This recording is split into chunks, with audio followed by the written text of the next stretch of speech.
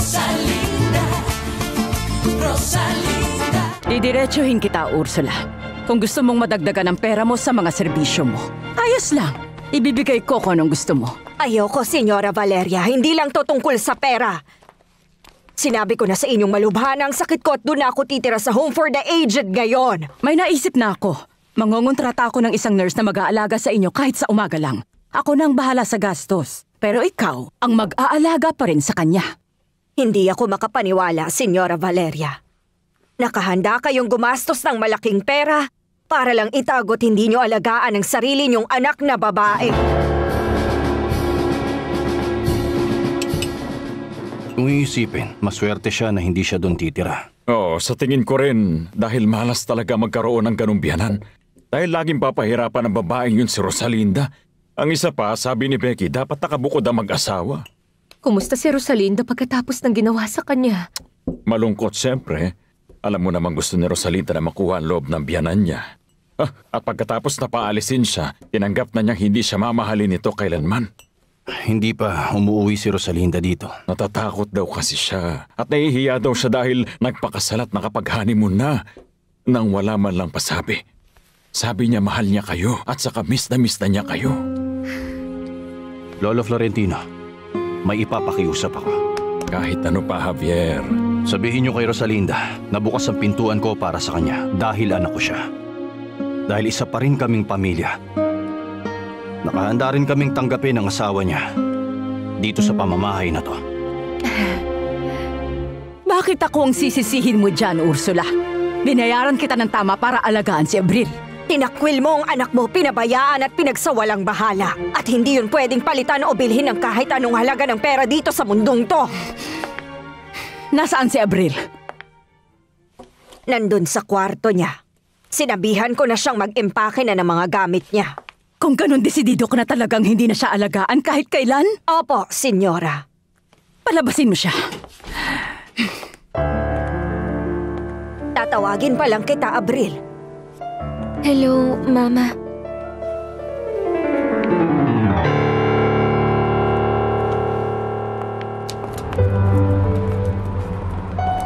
Lolo Florentino, bakit kayo nandito? Gusto mo bang makita si Rosalinda? Bakit? Nandito na siya. Oo, Lucy, iha. Opo, gusto ko siya makita. Kung ganun, sumama ka sa akin ngayon. Kailan po siya bumalik? Basta mamaya na, halika na. Ngayong hindi ka na daw kayang alagaan ni Ursula dito, dadalhin kita doon sa bahay ko. Oh, sige po, Mama. Kayo pong bahala. Pero binabalaan kita na dapat walang kahit na sino, kahit isa, ang makakaalam ko anong totoo at wala kang babanggitin kahit kailan. Para lumabas ang katotohanan na anak kita, maliwanag? Ang gagawin ko, sasama kita sa bahay para maging isang kasambahay. Pero, Senyora Valeria! Huwag ka nang magsalita. Hindi ko hinihingi ang opinyon mo. Desisyon ko yon at yon ang masusunod. Naintindihan mo? Gagawin ko siyang kasambahay o ikaw pa rin ang mag-aalaga sa kanya. Baka bumalik na ako dito para magtrabaho, Becky. Kahit gusto ni Fernando Jose na siya lang magtrabaho. Eto, tapos na ako.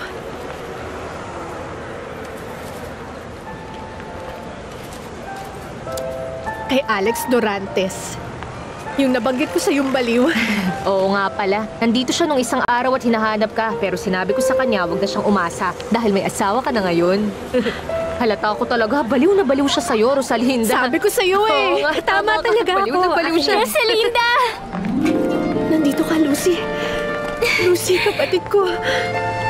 Namiss kita. Mga bulaklak? Para kanino yan, Mama? Nakabalik na si Rosalinda galing sa honeymoon niya at sigurado akong pupunta siya rito. Naglilinis ka para sa pagbalik niya. Tatanggapin mo siya ngayon ng buong puso pagkatapos mo siyang ilayo at siraan ng boyfriend niya. Ang galing naman nun. Kasal na sila ngayon, Fedra. Pero hindi ko alam kung anong nauna. May nangyari na sa kanila o ang kasal nila. Huwag kang bastos. Kayo ni Papa, huwag niyo na nga siyang pagtakpan. Tutol si Papa sa kasal na yon. Pagkatapos ngayon naging santo si Rosalinda na parang walang nangyari. May mga dahilan si Javier kung bakit tumutol siya. Pero ngayon nakasal na siya dun sa lalaki at inaamin niya na mahal niya ang kapatid mo. Lagi namang siyang paborito niya. Sigurado akong nalaman niyang hindi niya ako anak, wala siyang pakidon. Pero siguradong sobrang sakit kapag nalaman niyang hindi niya anak si Rosalinda. Oo nga pala, no? Sana sabihin mo sa akin kung sino ang totoong ama ko. siya! Karapatan kong malaman kung sino. Hindi ko pwedeng sabihin. Gusto kong malaman ang pangalan. Huwag kang makulit, Fedra. Malalaman mo rin pero hindi pa ngayon. Bakit? Bakit ayaw mong sabihin, ha? Oh, Diyos ko! Pinatay mo siya, tama? Iyon ang krimen na ginawa mo, hindi ba? Nakulong ka ng ilang taon dahil pinatay mo ang ama ko! Ay, sa totoo lang, mas gusto ko at mas masaya ako kung nandun ka sana sa kasal ko, Lucy. Oo nga. Pero sobrang bilis ng mga pangyayari. Ayos lang naman. Basta umaasa ako magiging ninang ako sa magiging unang anak nyo, ha? Oo naman, syempre. Kami naman ni Lolo Florentino dun sa pangalawang anak niyo. Lolo, hindi niyo pa sinasabi kung kumusta na sila. Ayos lang, Rosalinda. Gusto ko na makita ng tita Marta mo. Talaga? Si Papa, ano sabi niya? Galit na galit po siguro siya, no? Ayaw niyang marinig ang tungkol sa akin. Ay, Rosalinda. Anong akala mo kay Papa katulad ng biyanan mo? Gusto ka na niya makita, Iha. Palagi raw nakabukas ang pintuan niya para sa'yo at para sa asawa mo. Talaga po, Lolo? Ay, grabe! Ngayon, nararamdaman ko na ang totoong saya. Lucy. Hindi. Hindi ko siya pinatay.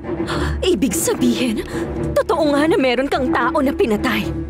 Sino yon? Tigilan mo ko, Fedra. Pwede. Buhay pa ang ama mo. At yun lang muna ang sasabihin ko sa'yo. Kung isa lang siyang mayamang lalaki na iniwan kayo katulad ng mga nasa nobela, tapos anak niyo ako at swertehin ako, yun tatanggapin ko. At tama na! Tigilan mo ako! Wala akong sasabihin sa'yo! Tama na!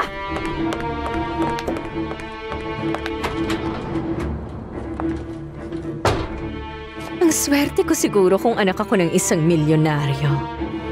Sobrang swerte.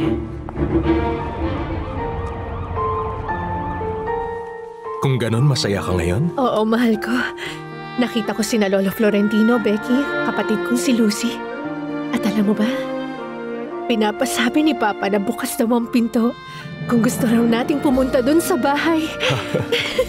Ang saya ko nang malaman ko yun, mahal ko. Pwede ba tayong pumunta? Kahit saan mo pa gustong pumunta, mahal ko. May sasabihin ako sa'yo, ha?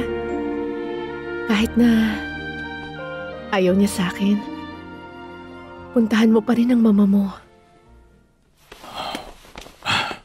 Sobrang ginawa niya. Pinaalis niya tayo sa bahay. Pero hindi ka dapat nagtatanim ng sama ng loob sa kanya. Kailangan mo pa rin magpatawad, mahal ko.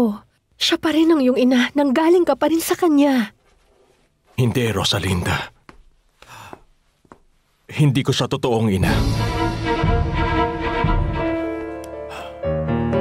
Ang mama ko, namatay agad pagkatapos manganak.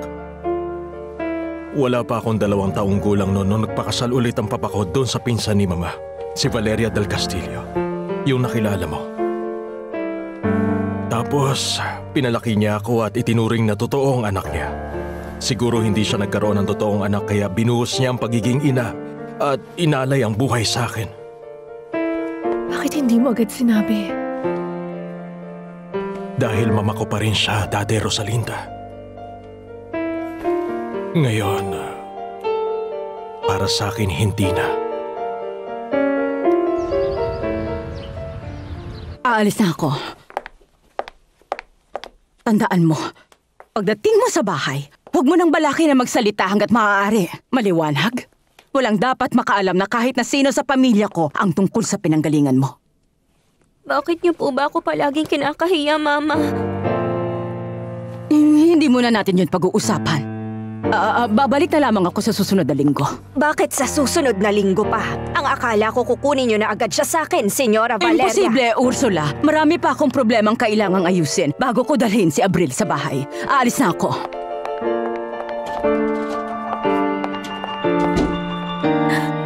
Hindi ako mahal ni Mama, Aling Ursula. Hindi niya ako mahal at mamahalin kahit kailan.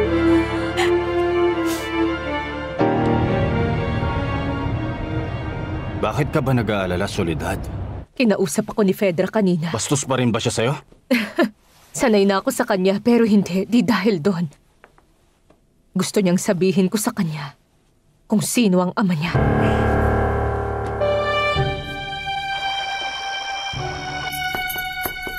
Aalis ka ba, Alfredo? Oo, Saan ka naman pupunta? may gagawin ako para sa kapatid ko. Pupunta kay Soledad Romero para sabihin kung nasan si Rosalinda at Fernando Jose. Mukhang wala na akong magagawa. Kailangan ko na siyang patayin.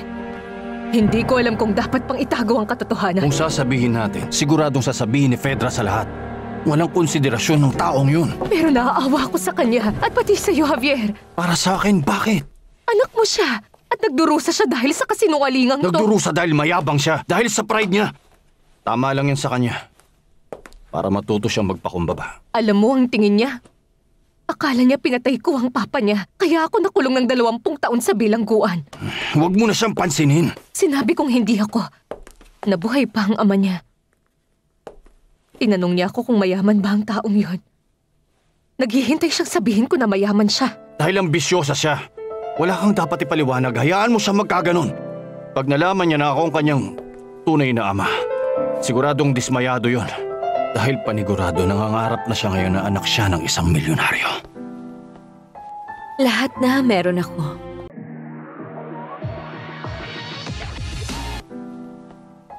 Lahat na meron ako. May mansyon, may kotse, alahas. Ay, kung totoo lang sana.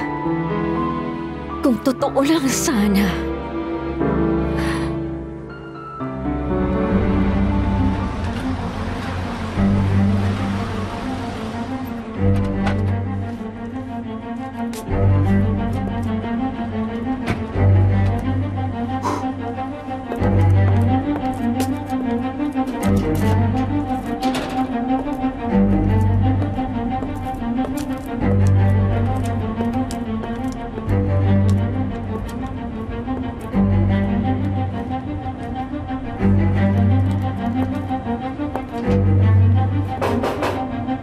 Sino yan? Soledad? Si Alfredo ito. Buksan mo. Sige na, Soledad.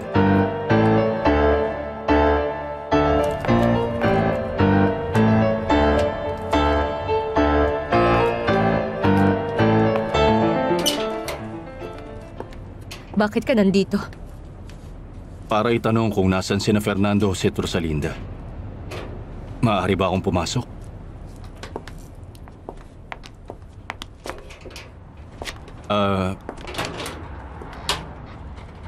May balita ka na ba? Meron. Nakatira sila sa hotel. Alam mo ba kung saan? Oo. Gusto ko sana silang makita. Alam mong hindi ko sila sasaktan o kaya pakikialaman man lang. At alam mo na tama ako na hayaan silang dalawang magpakasal. Nakita mo naman kung gaano sila kasaya ngayon. Masaya ngayon. Oo, para sa'yo. Nung araw na pumunta ako sa law firm, handa na akong sabihin ang totoo. Ngayon naman pinagdarasal ko na hindi na niya malaman pa.